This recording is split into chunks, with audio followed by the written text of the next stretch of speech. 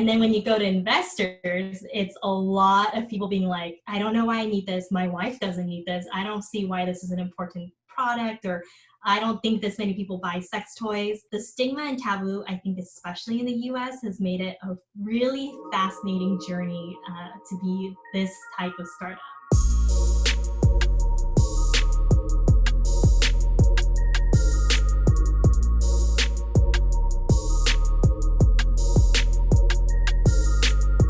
We're live. Anna Lee, she's in the building. How are you? Are you in San Francisco right now? I'm in the Bay Area. I'm in San Mateo. Amazing. Welcome to the pod. I'm so excited to talk to you. You're one of the most uplifting, happy entrepreneurs. This is going to be an exciting next hour.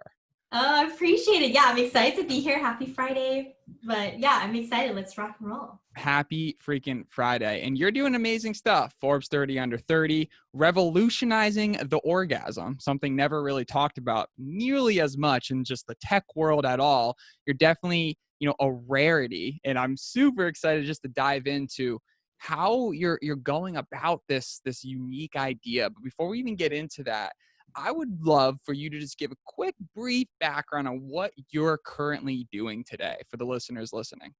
Oh, yeah. So my name is Anna. My background is in mechanical engineering. So I was working at Amazon before, building like Kindles and future products and things like that. And then now I've been for the past 5 years working on Lioness. We are a sexual wellness startup, and we've built the first and only smart vibrator that helps you learn more about your body, improve orgasms, all through data. And it's data with a purpose, with research, and just helping you get better information about your own body. Amazing. Down to the T. But it didn't always start like that. Your way of getting into the business is very unique because you kind of started it as a hobby, and the hobby turned into this little dream team, and this little dream team turned into this amazing product, and just what you guys are doing is incredible. Can you kind of walk through that transition from when you were working, just kind of the typical 9-to-5 type thing? You have a fantastic career, right, that most people would dream of, but you decide to walk away from. Can you walk us through that? For sure. Yeah. So I have to preface it with that I never meant to do a startup. And on top of that, I never meant to work on, sex toys for a living. I was actually from the complete opposite of, I was born in the US and I grew up in Korea. And we went back to Korea when I was a baby, and we lived there till I was like 7, and we came back to the US. So I came from a very conservative Korean family. We didn't talk about sex, and I was actually personally very scared of my own body till I was like well into my 20s. And it's just one of those funny life things where I was so set on that I was going to graduate college, go into kind of my 9-to-5 job at a big corporate, and just like enjoy my life for the next like 20, 30 years, retire and do all the whatever they expect the American dream to be.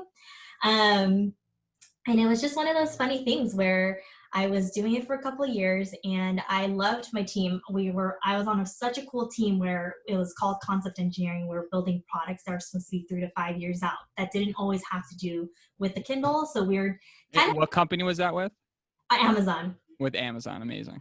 And it was like we were building products out that were basically concepts. So we were kind of like a small team within a big company where we're kind of pitching to executives of, here's an idea of a project. Like, do you think we can get it greenlit to become a product? So it kind of did give me a little bit of that taste of startup mentality. And then on top of that, a lot of my teammates were previous like entrepreneurs and things like that. So that was where I got a little bit of the glimpse of like, oh, like this might be something cool. Like I might want to do someday in my life. And I think it was one of those moments where my team was fantastic, but there's this thing that you always know as one female engineer in a team of 15 dudes, you kind of never get to just be an engineer. You're always kind of pegged as the female engineer on the team. And at first I was just like, it weighed on me a lot. Like I didn't like that kind of idea of like, I just want to be one of the engineers. Like, I don't understand why my credentials don't prove that. But I guess as I kind of worked there longer, I remember there was a project we were working on that was a smartwatch. It didn't become a project at all, but they kind of made this prototype and they were like, it's going to be a unisex watch. It's going to be so cool. Like everyone's going to be wearing it. And then I like picked it up and I like put it on my wrist and I was like, no woman would wear this. The watch face is way bigger than my wrist. Like, this is you cannot call this a unisex project. And I remember everyone's eyes was just like this shocked moment that they didn't realize that this is like that wouldn't fit a wrist for a smaller person. And so for the next week, I had people coming to my cubicle with the calipers and like rulers measuring my wrist size. And I was just kind of like, this is crazy. Like, I can't believe we're building products like this and calling it unisex or for women or whatever. And so that was kind of where But it's interesting to even hear that, because even at a massive company like Amazon, right, they're still figuring things out like many different companies. Oh, 100%. I mean, I would say like most of all industries that have products that are built, like it classically comes from like male-led teams. Like if we look at tampon industries, pad industries, and actually the reason why I got into sex toy industry is that it's sex toy industry traditionally is completely male dominated. So I ended up meeting a founder of another sex toy company that no longer exists. But I remember being like, how do you know what you're building works for people with vaginas? How do you know what it feels like on the clitoris or inside the vagina? And he was like, there's this industry standard where you put the vibration on your nose, and that's what a clitoris feels. And I remember just being like, oh my gosh. And you'll see it at trade shows. If you go to like sex toy trade shows, they will always like kind of have people at the booth being like, oh, put the vibration on your like skin between your thumb and your pointer finger or your nose and feel how powerful So it wait, is. he used the term industry standard for like, Yeah. that's pretty hilarious. Be like, oh, like test the vibration like here or on your or like on your nose or where your fingers meet. It's very silly. And so I just remember being like, this is crazy that something so intimate and something that a lot of I think people with vaginas and women have is like this question of like, am I normal? Why does my body work this way? It doesn't look like that in movies. Like what is wrong with me is kind of a common thing. And I realized like vibrators at the time weren't addressing what that answer it doesn't answer it. It's just kind of like you buy this thing and you're just like, oh, it's supposed to work for me, but it doesn't work for everyone. And we just realized there's this huge lack of research in sexual pleasure for female studies specifically, and it's just such a defunded area of research. So we just were like just saw this opportunity where we could actually change how sexual pleasure is viewed for people with vaginas. But before you like dived and got deeper into this, can you talk about how you kind of started doing this on the side and you're working ridiculous hours and are just absolutely dead? I mean, I think it's a really inspiring story because it shows that even if you're super freaking busy, for the people listening right now, if you're really stoked on an idea and it makes you happy and it's fun, you can find the time to do it. So can you kind of go into that? Definitely. So yeah, I was introduced to two people who are my co-founders now that are working on this project idea of a vibrator. And I met up with them and I was like, hey, like, I want to learn more about what you're doing. And so they're telling me about this project idea, why they're passionate about it. And I was like, hey, like, I just want to help you do the mechanical engineering. Like, that's my expertise. I know how to go to manufacturing. I know how to work with manufacturers. I know how to design in CAD and do all these mechanical design. I was like, I'm not asking for anything. I'm not asking for money, equity, anything. I just want to do it for fun. It seems like a cool project that I believe in you guys for what you're building. And so that's how it all started. I started commuting from my house in San Francisco at the time down to Sunnyvale, which is about an hour and a half commute to go to work at Amazon. And then I would take the public transportation back up to Berkeley, which Is is, that the BART? yeah, BART Caltrain. And then that's 2 hours to Berkeley to work on this vibrator idea. And so I would work from like 6 or 8 p.m. to 3 a.m. And then I would go home back across the bridge to San Francisco. And I was doing that maybe for like 6 months. And there was a moment where there was a day I woke up and it was like noon and I slept through like 7 alarms. And I realized like, this is not a sustainable way of living. And I realized like I had to make a decision of choosing to really pursue one thing or another. And I would say like, luckily with my personality, I'm a little bit impulsive and I'm a little bit like, well, let's just give it a shot. Like, let's just see where it takes it. Like, what's the worst thing that's going to happen? So, and the two people, my Liz and James, my co-founders, they're like, we're amazing people. And we connected so well. And we joke all the time now is like, they're like, what if we ended up being horrible people and you like put your, like put your job on the line for like horrible people that took advantage of you? And I was like, yeah, It could have been, but I guess it didn't, so I don't have to worry about it. So, But it's interesting because you built that foundation well before you dived in, right? You're doing 6 months with these people. You're gaining trust. You're seeing it in action. You really kind of dipped the toes in before making that plunge. So you did the best you could have in that situation. and honestly, I get quite asked that a lot, is like, should I go to corporate? Should I go to startup first? Like, where do I land? And for me personally, I actually did feel really grateful to be a part of Amazon and like my team there, because I did meet so many incredible people. And when I was starting to think about making that transition, I started talking to as many people that were entrepreneurs before. And I was like, hey, can we get coffee? And I was like, just asking them questions about their experience and just getting really close to friends like battery engineers, antenna engineers, because I knew they had this like expertise where I could ping them later and be like, hey, I have a question. Like, how would you do an antenna layout if you had this like small, like, you know? And so it was kind of great because I ended up meeting so many more incredibly experienced people that were just able to kind of give me guidance when I started building this company. Right. And then having that support network when inevitable fires come is important. And then having the corporate background is basically crucial, because a lot of people forget that if you ever want to turn your startup huge, you got to figure out systems. And the best way to learn a system is to operate inside of a very good one. And having that Amazon experience is absolutely vital.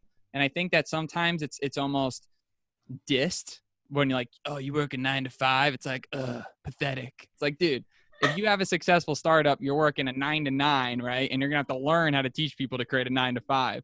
You know, I think that like that's just like an overall trend in the online marketing world. So it's cool how you went about it, having that foundation, and that led to, you know, Lioness and what you guys are doing right now. At what point did you have that first breakthrough, sort of, in terms of, you know, building the product and maybe getting that first investment?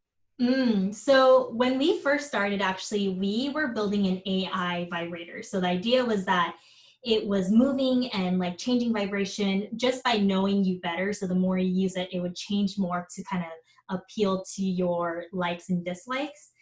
So when we first started, that was kind of the prototypes we were building. And as we gave it out to people to try, people were like, oh, like it's kind of nice, but like I don't need it to change itself. Like I know what I like and I like keeping it at one setting and I kind of like leaving it like that. And so we were kind of like, okay, so it's kind of the classic startup thing of like, are you building a painkiller or are you building a vitamin, right? Like, are you building something that's absolutely necessary and people need for whatever reason?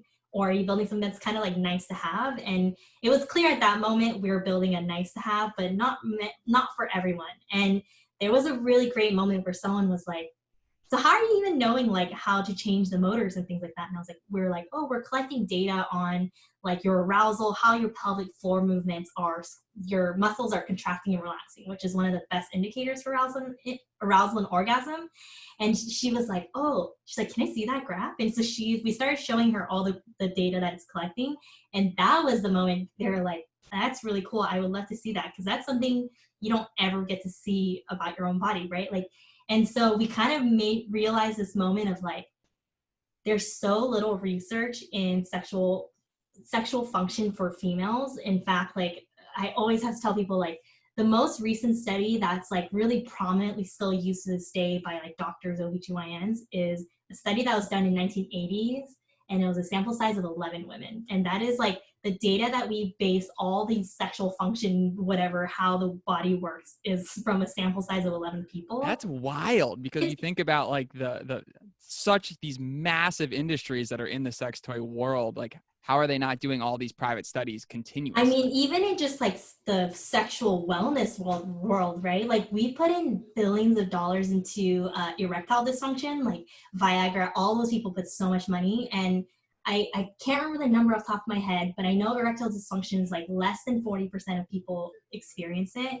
And this whole term of female sexual dysfunction, that's actually experienced by like close to 50% of women or people with vaginas. And so it's kind of a no-brainer. It's like, why don't we have more money or research around this area? But it's just such a taboo topic that Right. it's really not been funded for generations. Well, let's talk about that in terms of the tabooness. Like, how have you seen, in terms of thinking about, okay, how do we get this out? How do we get a sample of people to, go home and play with themselves with a dildo? Like, how do you go about that? Like, what have you learned in that process, and what has kind of worked for you in terms of the initiatives you've taken? Yeah, so it's really interesting. I would say in terms of people, if it's anything about like, even when we were making prototypes and we needed beta testers, like these were things with like hand built silicone and there's like wires coming out connected to a phone. And we're like, can you try this? Like, we can give it to you for free. You just need to try it. We actually had such a huge beta list. We had to shut it down because everyone, when you kind of are like, we can give you a free vibrator, everyone wants to be on it. But I think the harder thing for us, we always joke, is like, we probably picked the hardest category of a startup we could have possibly done.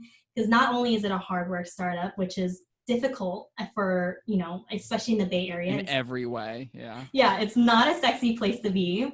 And then it's direct to consumers, which is also not a sexy place to be. And on top of that, we were building this like it was a sex toy at the end of the day, but it had this like health thing behind it. Mm-hmm. But when we were going to, like, even when we tried to open a bank account, like banks were like, sorry, this is under pornographic material. We can't open, you can't have an account with us. When we try to do ads on Instagram or Facebook, which is your typical trajectory to grow your company in terms of marketing, we can't do any of those things. And we kind of get shadow banned if we are on Twitter or Instagram when we put too sexual content.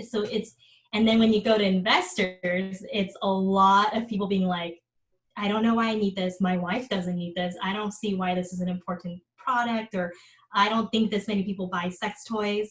And so there's the stigma and taboo, I think, especially in the US, has made it a really fascinating journey to be this type of startup, for sure.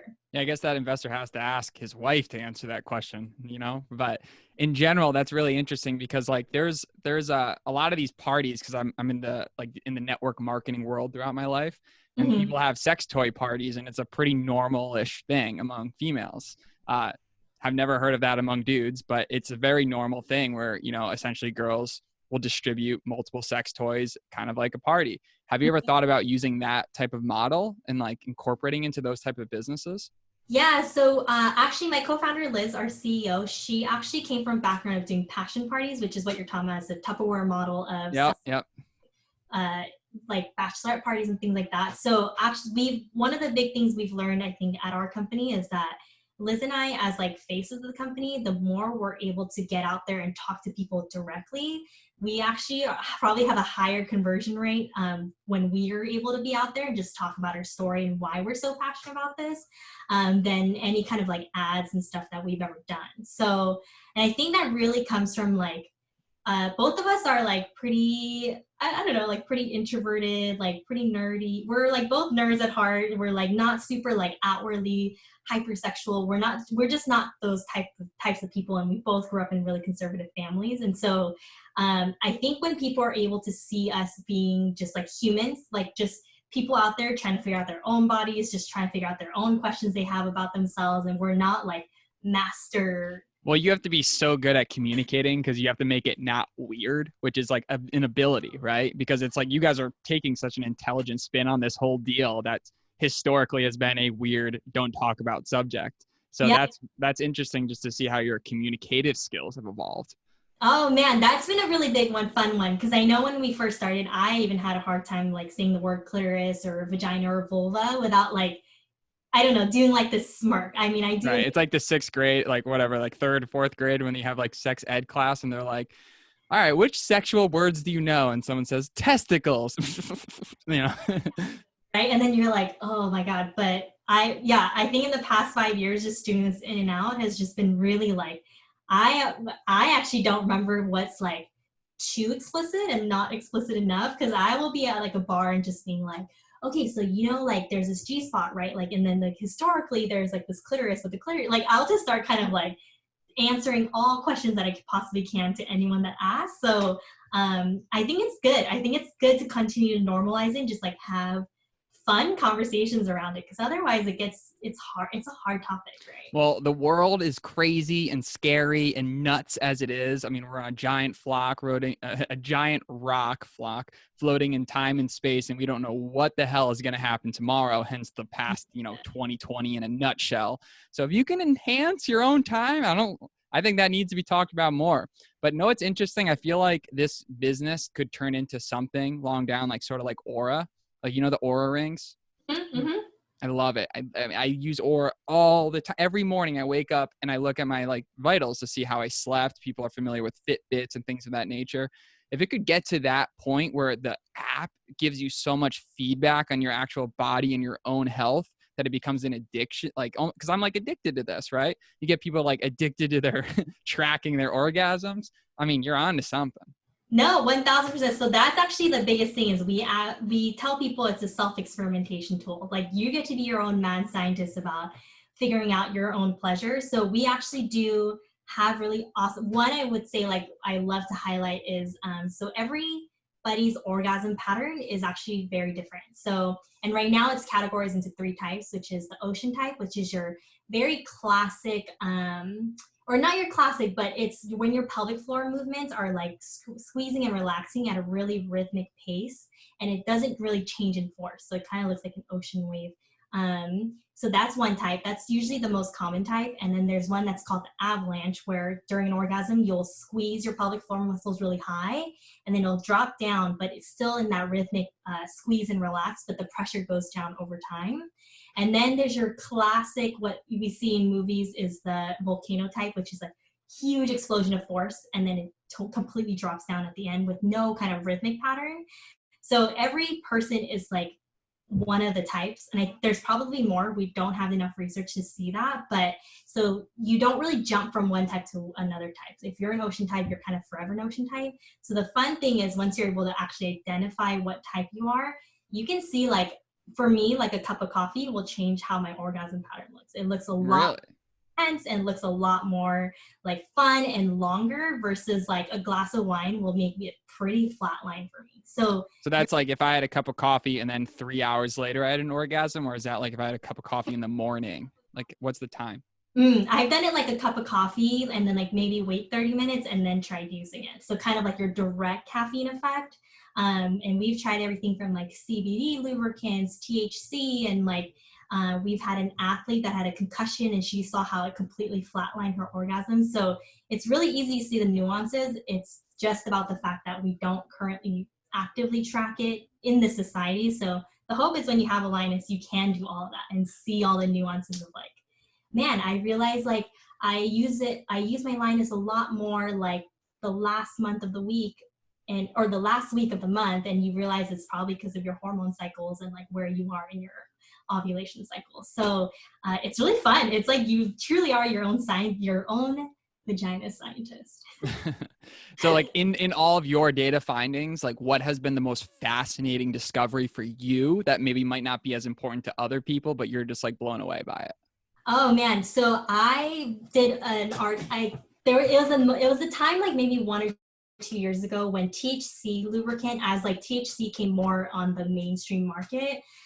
There were a couple companies starting to make THC lubricants, and I was like, how does that work? Because they say you don't get a psychoactive high, but you're supposed to like the blood vessels in your like vulva and vagina area like is able to absorb that THC and kind of relax your muscles. And I was like, that is so bizarre. Like, I'm gonna try it. And so I bought a couple brands and I like gave it a try. And honestly, like if I could show you the graph, like it looks like night and day. It looks like 2 separate people have used the same vibrator, because like my normal one's like a very steady ocean wave type. But then when I had the THC lubricant, like the whole session was just like lots of squeezes up and down everywhere. Like the orgasm itself looked a lot more intense. And I was just like really fascinated by this idea of like, it's kind of crazy to think about like what THC can actually, you know, as it comes more mainstream and there's more research around it, like what it actually can do for people. And maybe for people that have like pain during sex, or, you know, have a lot more like is more tense and all of that. So it's kind of exciting to see. At least personally for me, I thought it was just like such a cool like night and day experiment. Have there been like insights and based on like people that have had a few drinks or someone smoked marijuana and like how that affects like any craziness right there?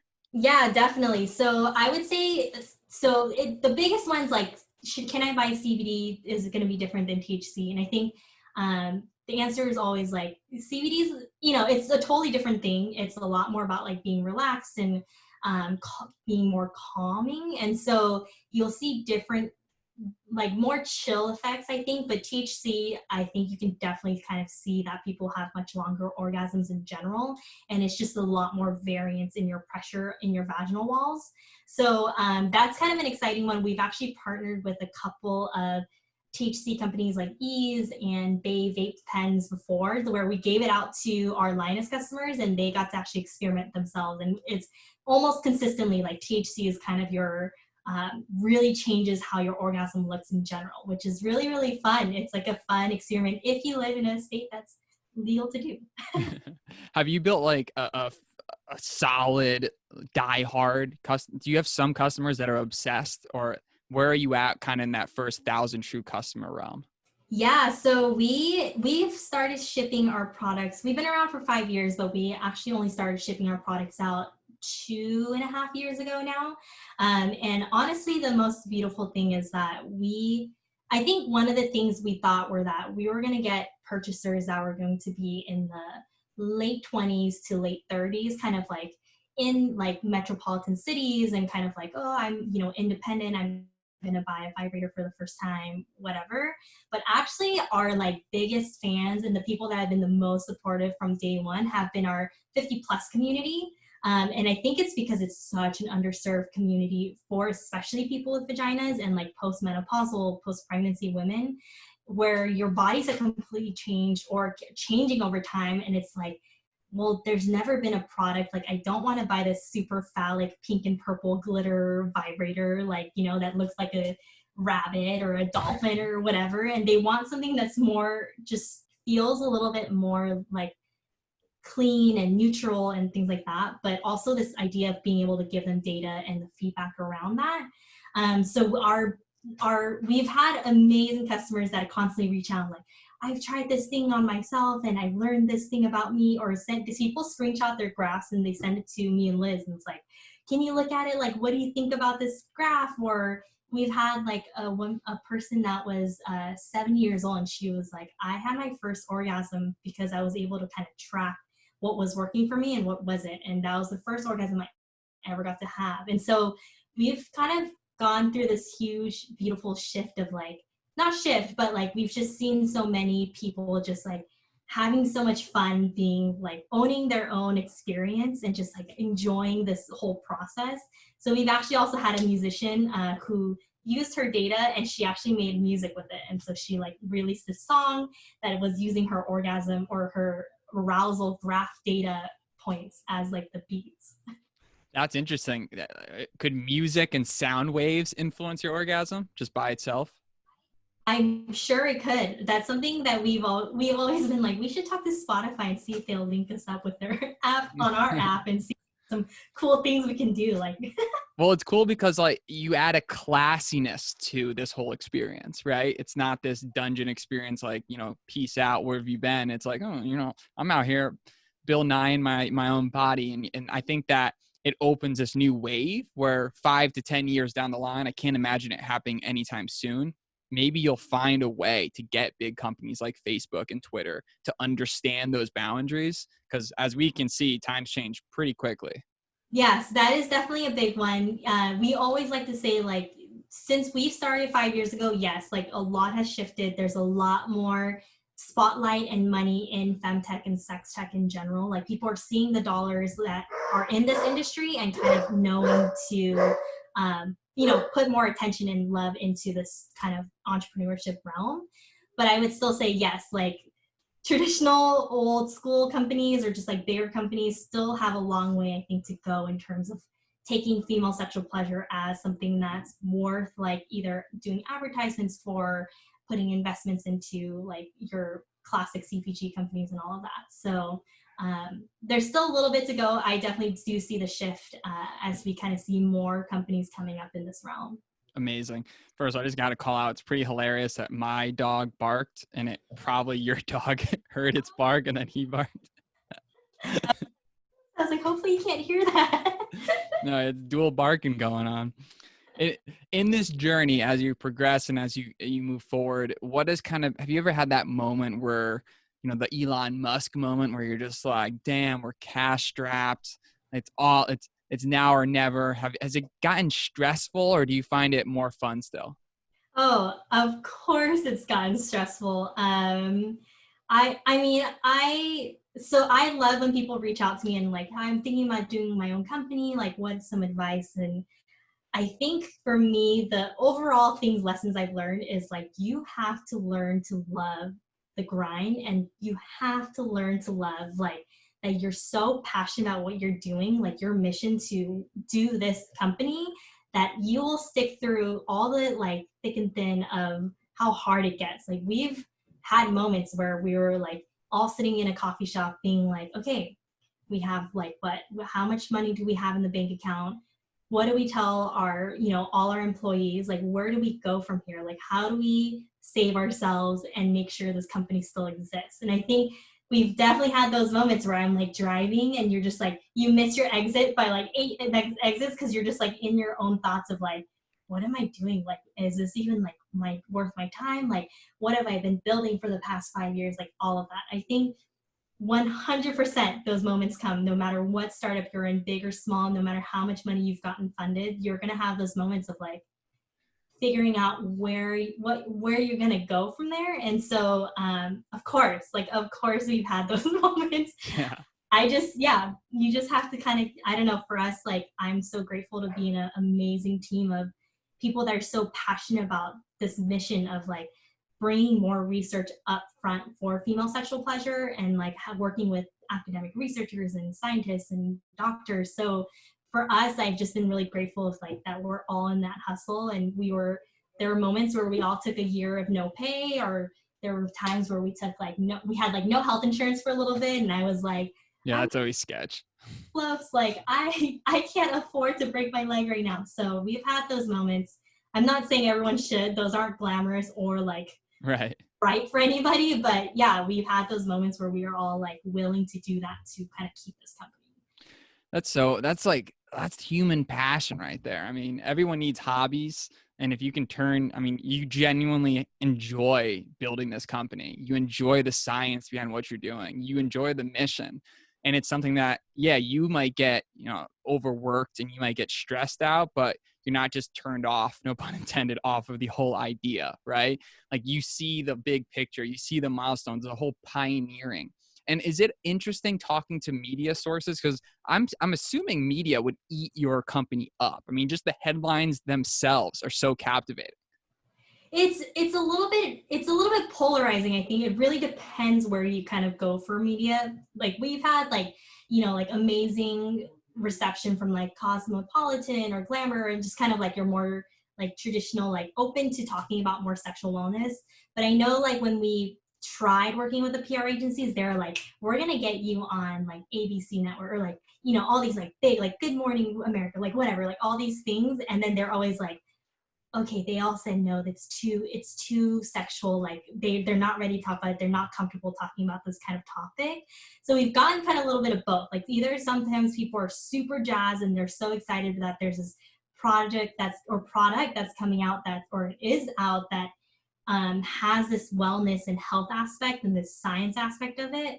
But then there's also the people that are like, yeah, but at the end of the day, it's still a sex toy. I'm really uncomfortable talking about it. So like we've even had like, when we try to do podcast ads, like a lot of podcasts were like, sorry, we can't do this as an ad. I'm not comfortable talking about it. And I'm, everyone's different, like more power to you if like whatever your preference is. But it's a little bit of a bummer sometimes because we're like, man, like it could really change, I think, how we advertise and how we get out in front of new people if we were able to kind of do more traditional paths. But a lot of times the people are still a little too scared. Have you explored the whole like adding a SaaS element to it? And if so, what does that look like? So we haven't really done that yet. I think for us, maybe the biggest thing we're working on, we actually just very recently launched a research platform. And that's something kind of like that aligns with our mission and what we've wanted to do for years. So it's this platform where now researchers can kind of come on and be like, hey, I'm doing this research study. I need these many people. I need this demographic. And then it actually connects to our Lioness users, and they're able to opt in or opt out. And when they opt in, it's the only time we can share that data, your like personal like masturbation session data, and we can share it with that researcher to kind of create what we like to think is some of the world's biggest research studies around this like world. And so the hope is that they're seeing this like efficacy of like having something that's like a, you know, a product that's low price in terms of like scientific tools or research, and then kind of connecting to real life people and then connecting it to researchers. And the goal is to see how we can kind of integrate it into any research study that needs kind of like information around sexual pleasure or sexual wellness or how that's changing for people with vagina. So yeah, we're a little bit looking into that realm, but really we want to just like get more research out there first and show that this is a product that can do that. Basically, yeah, build the whole understanding of how, number one, this isn't a joke. This is serious research backs up that y'all better give me 20 million Series A because we making moves out here. Yeah, that's right.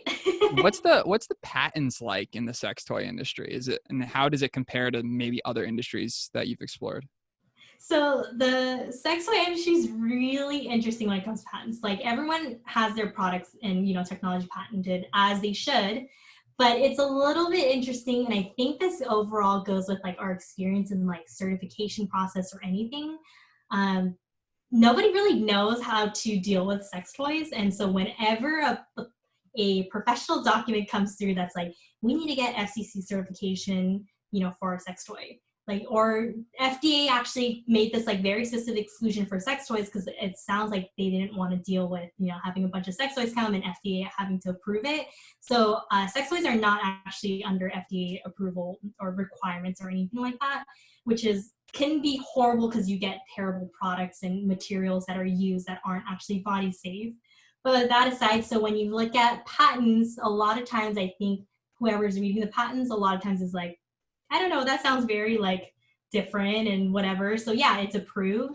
And I feel like there's a lot of times when patents get approved in the sex toy industry that shouldn't have gotten approved because it's like, I don't know, like a new charging method. So almost like the laws to approve are so ambiguous and changing so much that some that shouldn't have got through, and the people that are more classy than them don't get through, and you're just frustrated. Yeah, and it's like technology that like already exists, but then you're like suddenly like, but this charging method that's been around for decades is now in a sex toy. And then someone goes, yep, that is patent worthy. And so someone has a patent on it. So it gets a little bit interesting. And I think also the sex toy industry is like, people know how much money is in it. And once there's a hot vibrator or sex toy, so many people start purchasing all over the world.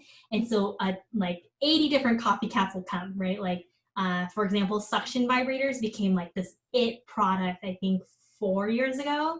And all of a sudden you'll see suction vibrators, like every single company has released it, even though there is a patent that exists about suction vibrators, but everyone's made it, you know, just a little bit different, or they're just like, they're not going to pursue the lawsuit. So I don't know what the dynamic is. And so, yeah, now we're seeing like 80 different kinds of suction vibrators all over because they know it's going to sell.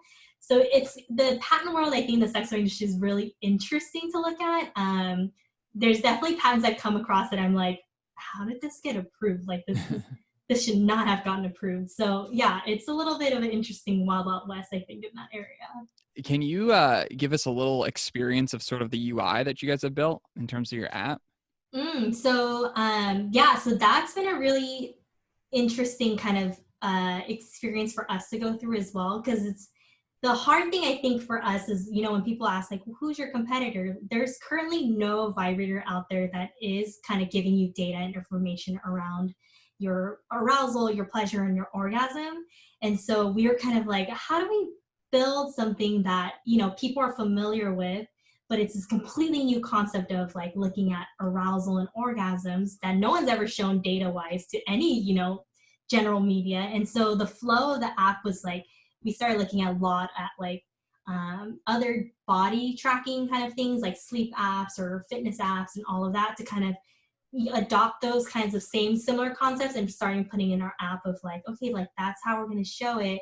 And then figuring out like, okay, when it's at an orgasm, how do we make it look like it's so obvious? Like this is your orgasm. This is why it's so fun and incredible. It's interesting because we're in a industry where this has never been seen. So orgasm data, pleasure data to the general masses has not been a thing that's been shown. And so the interesting challenge is kind of to figure out how do we find that fine balance of educating people on this brand new concept, but also make it something that feels very familiar. So I think when we first started, it did tend to be a lot of graphs and charts and things like that. But looking at graphs and charts don't always seem like the most fun thing to be able to do, especially when you're experiencing like what your masturbation session looks like, your orgasm. So right now, what we're rolling out is kind of a reiteration of how we're doing that. So a lot of it is trying to make it a more interactive kind of visual space of how you see your orgasm, how it changes. So making it a lot more fun and colorful, giving people ways to experience it differently, like tones. And that's also for like the visually impaired to be able to hear how the pressure is changing over time, or having live views so that you can be using it with your phone if you do want to and see kind of how it's changing in real time. So we're definitely kind of adding more features as we roll out. And the nice thing is that we're a really small company. So when you email us like customer service or feedback, it's always the 3 co-founders that are reading it. So we kind of have taken a lot of those kind of feedback and kind of continue to create more experiences for people to just visualize their orgasm in fun ways. And what are those metrics that the app's capturing on a daily basis or on a session basis? Yeah, so the biggest one is that because we have pressure sensors, it's tracking your pelvic floor movements. So it can actually be used anally, which means that male people that want to either use it just anally or men can also use the product. It works the exact same way. Your orgasms look exactly the same. So you're seeing that pressure data of how it's changing during the session, how you're changing the motor vibration during that time. And then also you can add tags and notes to the session and star ratings to kind of remember like, oh, this was like a really, really good one. This one was like a really bad one. And starting to kind of, it's almost like a sex diary. A sex diary. That's amazing. I know. That's how you have to have fun with it. We have a lot of people in like the swinger community. Can you track your temperature and like things that an Oura ring could do? Could it do many of those same things just during that session you're having? So hypothetically, we can. We do have a temperature sensor on the shaft of the vibrator, but we actually currently use that as an auto trigger to record the session. So if you're just like playing around with the Lioness and you turn it on like just to like play around with it, it's not recording in that data because that's junk data. So we actually use the temperature sensor as a way to auto record like, oh, it's inserted into the body. Now I can collect this data because this is meaningful data. So right now we could have the capability to add more, and the hope is to continue adding features. The nice thing we always like to say is like, Lioness is like the iPhone of vibrators because we're always updating, adding new firmware updates for all our users. So capabilities and features are continuing to grow as you have this one Lioness vibrator. Incredible. Literally revolutionizing the orgasm. You're going down in history. You're going to be on every biggest magazine, front cover. It's going to be exciting. This is an exciting journey, and your enthusiasm and overall stoke for the mission and just your on targetness is very impressive. It's only going up for the team. How do you picture 3 to 5 years dream life? And it doesn't have to be about the company, right? I'm just talking Anna Lee as a human. And this is a tough, right? Because everything changes like month to month in today's society. It's like 3 months. Let's talk about next month. So where could you see yourself in a dream situation 3 to 5 years from now? Yeah, so I would say Lioness wise, the hope is to be really just deep into the research and expansion of academic and medical research, and using this as a tool for a lot of all the research studies that have to do with anything that has to figure out like sexual pleasure for female bodies. But aside from that, I am a huge part-time gardener and plant lover. And also I'm really into surfing. So I've always wanted to move a little bit out of the city, like even further out, close to the coast that I can be surfing at times, big enough land that I can be gardening and growing all sorts of fun stuff and trees and have some chickens and all of that. That's always been kind of like my dream to be able to do that. I think I've learned, especially during this pandemic, that city life is not my thing. I don't really miss restaurants. I don't miss bars. I want to be like chilling out in nature. Yeah, that's amazing. And that just sparked an idea. I would be very curious to understand or know if research comes out that basically shows that a certain number of orgasms throughout the day could have the same effect as, say, something like Tylenol, or like at what level could an orgasm just be good for your overall health? Like, we all know sex is good for the human brain. It's good for everything we do, right? But it's the actual statistics and research that goes behind it. I mean, it's an everlasting topic. I mean, there thousands and thousands of books could be written on the data that you could figure out on this exact topic. It could lead to breakthroughs in so many industries. That would be super cool. No, it's kind of like an orgasm a day will keep the doctor away. Maybe it'll be the new thing in the future. Or maybe like you know, when you like if you like forage like wild plants in your area, and it always says like you can eat some but don't eat a lot, because once you eat too many it's poisonous. So I'm like, it would be really fascinating to know what that line of like how it actually does affect all realms of your wellness and health and all of that. Or like if there was a double-blind study of, say, 1,000 people that have chronic migraines, and half of them are, you know, having 4 orgasms a day, the other aren't. Like, what are those studies? Like, what happens?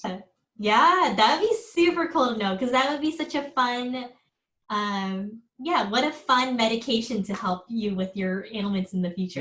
Yeah, like that's how sex toys kind of came to be, is that like the whole idea of hysteria for women when they had these medical ailments that people didn't know how to treat. It was always just categorized under like hysteria, which is the womb, and this idea of like the womb is wandering and like hurting different parts of your body. And so completely back then there used to be this whole thing where women go into doctors' offices and they get these massages, which were basically just like manual stimulation, and then they got this paroxysm, which is now what we know as an orgasm, and they thought that that was actually releasing all the toxins in your body and fixing you of your anxiety or sickness or headaches and all that. So when was that? Like, how long ago was that? so let me think. So I know in like the 2nd century AD was the whole concept of the wandering womb and hysteria. And since then, like doctors' offices, I think in 1869 or something, 1869 would be too convenient. Like 18 something, there was a doctor that actually created this machine called the manipulator. And that is like a vibrating machine that was steam powered. And it was because he was so tired as a doctor of manually having to stimulate all these women coming into his office and having to give them orgasms, that he created the steam powered vibrator that was like in doctors' offices. And that was kind of where the birthplace of mechanical vibration for masturbating came from. And then people were like, this is so cool. I want one in my house. And then all these like smaller vibrators came out. Do you know that guy's name? His name, oh man, Dr. George, I'm going to say Dr. George Taylor. All right, well, if that's the name, Dr. George Taylor, you're a legend. R.I.P. Well, it looks very scary. That's incredible. So looking back at this journey, if you could have told yourself maybe 1, 2, or 3 things when maybe you're working at Amazon, you're thinking about diving deeper into this whole startup deal, you're 3 months in with your 2 now co-founders, what are 1, 2, or 3 things that could have saved you a ton of time, money, headache, heartache? And the best answer is I wouldn't have changed anything because it made me who I am today. But to play along, what are some of those things that you think that younger you would have been like, okay, girl? Man, that is a good question. I think a big one, and I say this a lot, I think especially goes to like, people that identify as women or whatever, is like figuring out your place in like a very male dominated world, right? And especially in the startup industry, there's this whole focus on like female founders, and there's so little female founders. And I truly had this imposter syndrome, and I still do some from time to time now, of like, what am I doing? Like, how am I an expert? How am I the person that's supposed to be here? How am I the person that's supposed to represent our company? And I think, and because I never wanted to even be an entrepreneur or thought that I was going to do a startup, I think there's this huge thing of like, am I knowledgeable enough in this? Am I legit enough to go into VC offices and like pitch and ask them for their money. And I think the big thing is like, man, nobody knows what they're doing in startups. Like that is just like a general rule that everyone is just doing the best they can. And I think really like for me, it's the passion just drives like everything you want to learn, everything you need to get better at. And so I think that's truly like my sentiment of like, just feeling confident in just being like, fuck, I'm going to just do this. I'm going to make this work. I'm going to make this happen. Like, I don't care what other people say. I don't care if people don't think I'm qualified enough or I look too young or I dress too feminine. Blah, blah, blah. So I think that's a big one.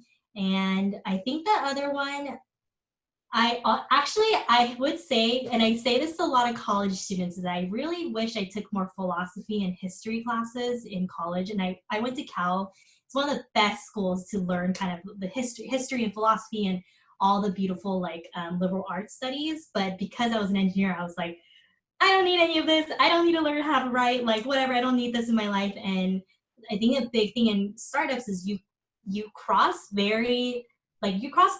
paths where you're like, do I make this decision? Is this morally right? Or is this go against everything we've built our company on or our morals, or, you know, we're building our culture and all the guidelines to that, and like how we hire inclusively and with diversity, like all those things constantly come into play. And like historically, if you knew the history behind why the world is the way it is and the philosophy between like what's good and what's bad, I think it would really have saved me a lot more trouble and heartache of like figuring out like who I am. Am I a good person? Am I a bad person?